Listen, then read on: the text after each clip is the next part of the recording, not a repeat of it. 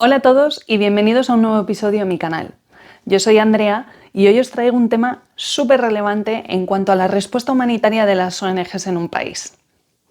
Hasta ahora, en otros episodios, hemos podido ver el origen de las ONGs, cuál era esa causa de nacimiento de las ONGs y esa razón de ser de estas organizaciones, y también hemos visto cómo deben de coordinarse ante una respuesta o una llegada a un país y con qué actores deberían hablar para poder organizar esta respuesta que cada ONG deba de dar, ¿no?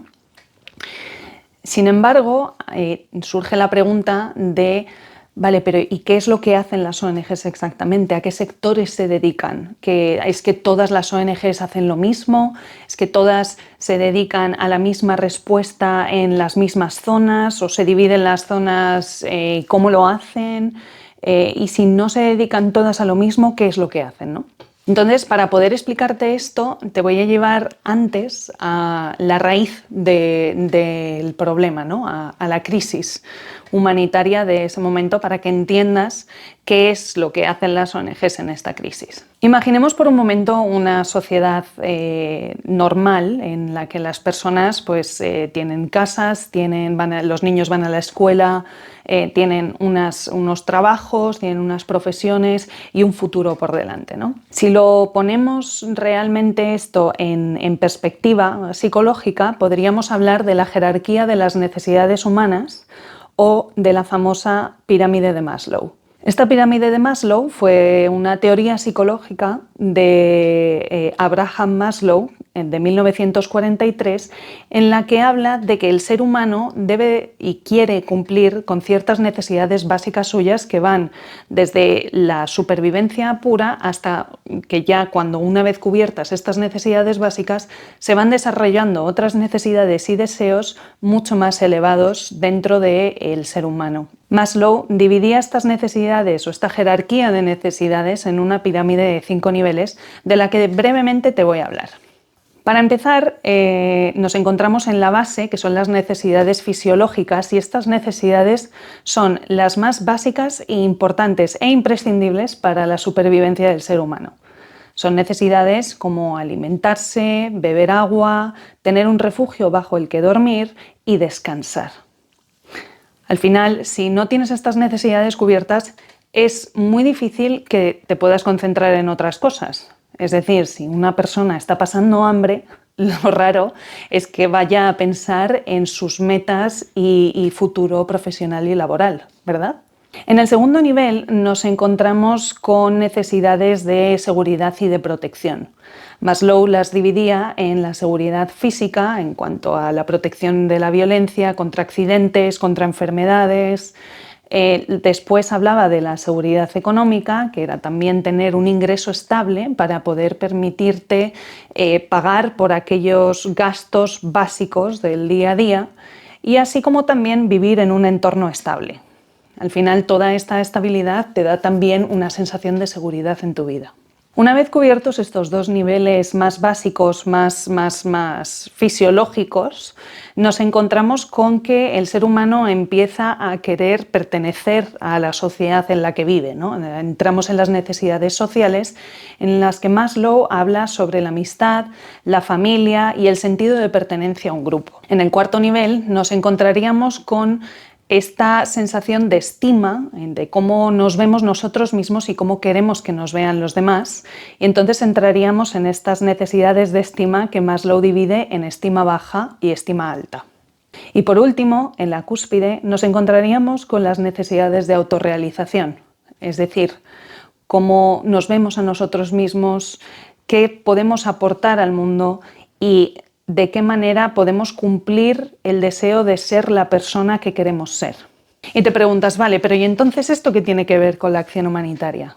Bueno, si lo aplicamos a una crisis humanitaria, pongámonos en un país que acaba de sufrir una emergencia humanitaria, que ha colapsado y estamos en crisis humanitaria. De la noche a la mañana, esta población, estas comunidades afectadas, pasan de tener una vida normal a estar enfocadas en sobrevivir.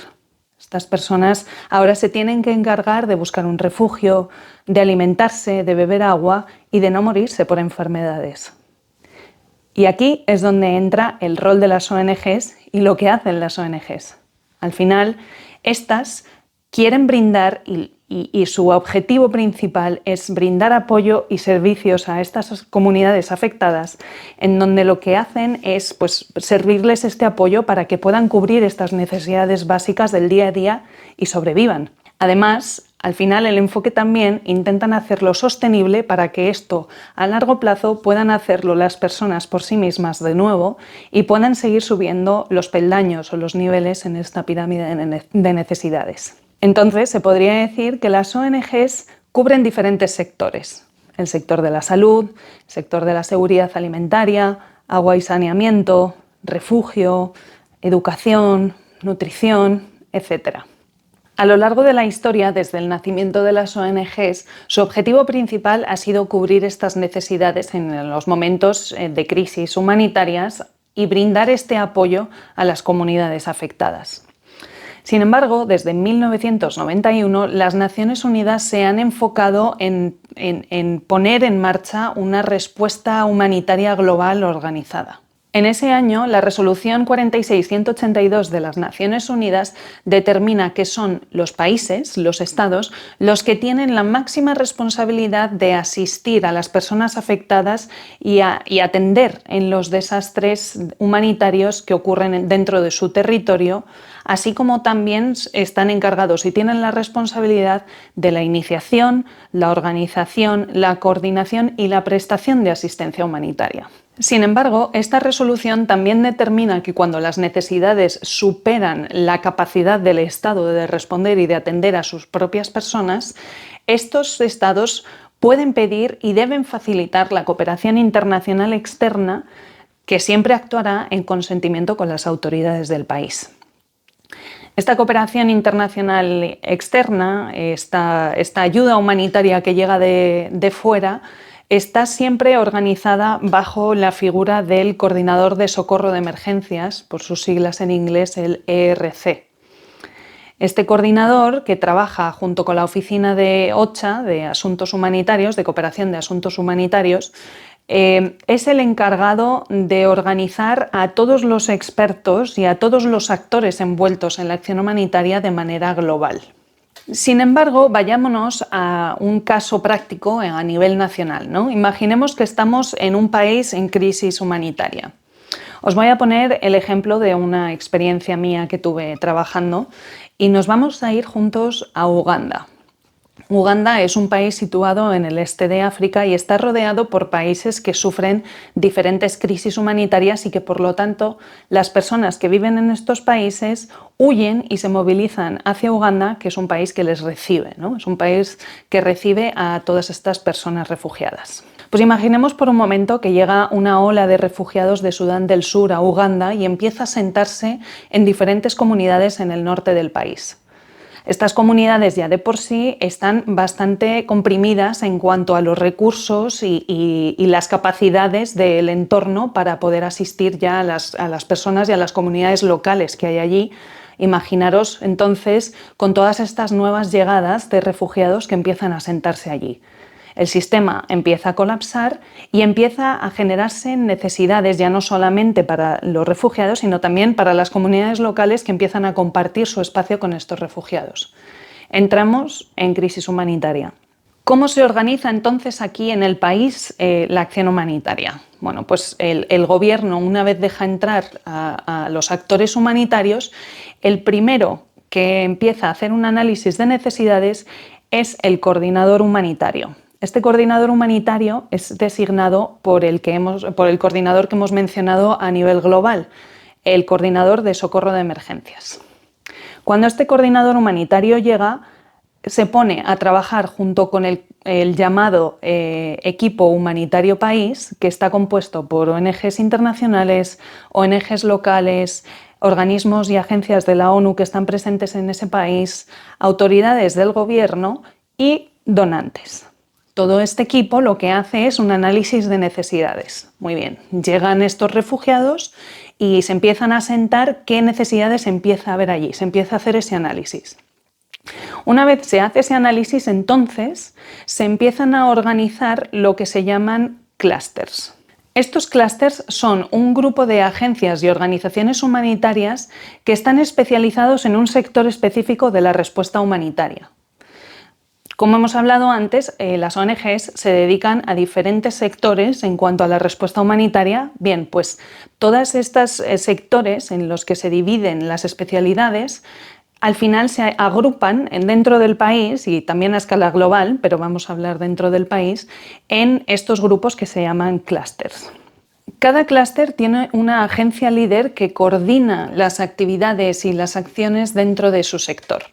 Estas agencias normalmente que lideran los clústeres a nivel nacional también los lideran a nivel global. Hoy en día existen 11 clústeres que se dividen en clústeres de áreas técnicas como son la salud, la nutrición, la seguridad alimentaria, el refugio, la educación y el agua y saneamiento. Después tenemos clústeres que son los que brindan servicios de apoyo, estos son los clústeres de logística y de telecomunicaciones de emergencia. Y por último tenemos unos clústeres que se dedican a temas transversales, es decir, estos temas se pueden tocar de manera aislada, pero también se enfocan en poder dar una respuesta a los otros clústeres de una manera transversal en cualquier actividad o respuesta que ellos vayan a dar. Y estos clústeres son el de protección, el de respuesta temprana y el de gestión de campos de personas desplazadas. Sin embargo, las emergencias humanitarias son complejas y las necesidades de las personas están interconectadas. Es decir, una persona que está en mitad de una crisis humanitaria, que está ahí sufriendo, no va solamente a tener una necesidad quizás de salud o de seguridad alimentaria, seguramente también tenga una necesidad de tener una higiene en su entorno para no tener enfermedades, quizás también tiene algún tema de protección o de seguridad, etc. Si volvemos al ejemplo práctico de Uganda, volvemos a este asentamiento de refugiados que os he comentado antes, y volvemos a este análisis que ha hecho el coordinador humanitario, imaginaros que nos estamos enfocando en el tema de la educación, ¿de acuerdo? Vamos a volver al caso del asentamiento de refugiados de Uganda, y esta vez os voy a traer la experiencia que yo tuve. Cuando yo trabajé en Uganda, yo estuve, en una de las ONGs con la que yo estuve, trabajábamos en el sector de la educación en emergencias. Entonces, ¿qué pasaba? Que una vez hecho este análisis por el coordinador humanitario y el equipo humanitario de país, se hicieron los clústeres necesarios dentro del país, porque estos clústeres anteriores que hemos mencionado no siempre tienen por qué estar los 11 presentes en todos los países donde haya crisis humanitarias. Después de este análisis se ve claramente cuáles son los clústeres o sectores necesarios por cubrir para atender a las personas. Por lo tanto, las ONGs presentes allí son las que se dedican a cubrir las necesidades específicas hechas desde este análisis y que cubren estos sectores. En el caso de Uganda, de nuevo, el sector de la educación era un sector importante y tenía muchas necesidades a cubrir. Si vamos al ejemplo del asentamiento de refugiados en Uganda, allí se veían ciertas necesidades para cubrir en temas de educación que se discutían después en el clúster de educación. En este clúster, en este grupo, lo que hacíamos era que nos reuníamos todas las ONGs que nos dedicábamos a temas de la educación y no todos nos dedicábamos, obviamente, a los mismos temas de educación. En la ONG en la que yo trabajaba, por ejemplo, hacíamos capacitación de profesores, también reconstruíamos algunas escuelas que estuvieran dañadas y también dábamos becas a alumnos de educación secundaria. Pero había otras ONGs que se dedicaban a la educación que, por ejemplo, se dedicaban a construir escuelas temporales, que son escuelas que no están construidas para estar allí permanentemente, pero que capacitaban ese espacio para que los niños pudieran atender la escuela hasta que pudieran realocarse o pudieran hacer una escuela nueva en buenas condiciones. Otros se dedicaban a la salud mental de los niños, de los padres, de los profesores y así un sinfín de etcéteras. Y para que os hagáis una idea, esto pasaba en todos los clústeres. Cada organización tiene una especialidad, hay veces que son muy parecidas, pero no todas hacemos lo mismo ni en el mismo sitio. Si volvemos a esta reunión de clúster de educación, allí nos reuníamos cada cierto tiempo, en nuestro caso era cada mes, Y aparte de dar una actualización de nuestros propios proyectos como ONGs, que estábamos haciendo, dónde estábamos, también compartíamos aquellas necesidades que íbamos viendo que pasaban. Al final, cuando compartes toda esta información y cuando estás haciendo un análisis de necesidades constante en las comunidades en las que estás trabajando, tú te encuentras con efectivamente esta conexión entre sectores que es tan necesaria. Si volvemos al caso de la educación, por ejemplo, cuando nosotros construíamos o rehabilitábamos escuelas, seguía habiendo falta de asistencia de muchos niños. Y ahí te empezabas a preguntar, bueno, ¿y entonces qué es lo que está pasando, ¿no? Había casos en los que, por ejemplo, no había letrinas en buenas condiciones o las escuelas no tenían una cocina. Por lo tanto, te empezabas a encontrar con temas de higiene, de agua y saneamiento. No existía agua potable quizás en la escuela, no había con qué dar de comer a los niños y, por lo tanto, pasaban hambre o no atendían y no retenían la información que se les estaba dando en la escuela o directamente no iban a clase por temas de hambre o por temas de prioridades dentro de sus familias. Y aquí es donde la conexión entre los clústeres es importante y la comunicación. Al final, yo en una ONG como la ONG en la que trabajaba de educación, yo tenía unos objetivos principales a cubrir especializados en educación. Sin embargo, si el objetivo final de la estrategia humanitaria, de la respuesta humanitaria del país, es el cubrir las necesidades de estas personas y ayudar a estas personas a tener una vida digna, también hay que tener en cuenta el resto de los sectores, el tema de la educación, el tema de agua y saneamiento y higiene, y entonces así empieza la coordinación entre clústeres. Este enfoque de clústeres, que fue instaurado en 2005 por Jan Egeland, lo que ha conseguido es que la respuesta humanitaria que se da dentro de un país siempre sea mucho más coordinada. Y además, esta respuesta coordinada no es solamente entre las ONGs. En estas reuniones de clústeres también venían representantes del gobierno, de las autoridades locales. En el caso de educación, por ejemplo, venía el Ministerio de Educación, el ministro de Educación o algún representante de este ministerio para ver y actualizarse en las zonas en las que estábamos, las necesidades que había y también asegurarse de que seguíamos con las normas y las leyes que estaban escritas por parte del gobierno en temas de educación. Y esto, una vez más, se repite en cada clúster o en cada grupo de sectores que se reunían con las diferentes autoridades. Y además, también hay algunos donantes que tienen representaciones y oficinas dentro de los países con equipos técnicos que también están presentes en estas reuniones. Así, al final, no solamente ven ellos también las necesidades que hay, sino que pueden enfocar los fondos a las necesidades que más sean urgentes en ese momento en el país. Por lo tanto, como podéis ver, la clave de todo el sistema humanitario no es solamente responder rápido y de forma aislada a un problema, sino la coordinación y la comunicación entre todos los actores. Ninguna ONG puede responder sola y resolver una crisis ella sola y ningún clúster puede hacerlo igualmente ellos solos. Todo está interconectado y es importante la coordinación y la comunicación entre todos los actores existentes dentro de una crisis humanitaria. La educación, la alimentación, el refugio, el agua y el saneamiento y la higiene, todo forma parte de un todo. Este enfoque integrado ayuda a que las personas afectadas puedan recibir la ayuda que necesitan para sobrevivir, recuperarse y volver a reconstruir sus vidas.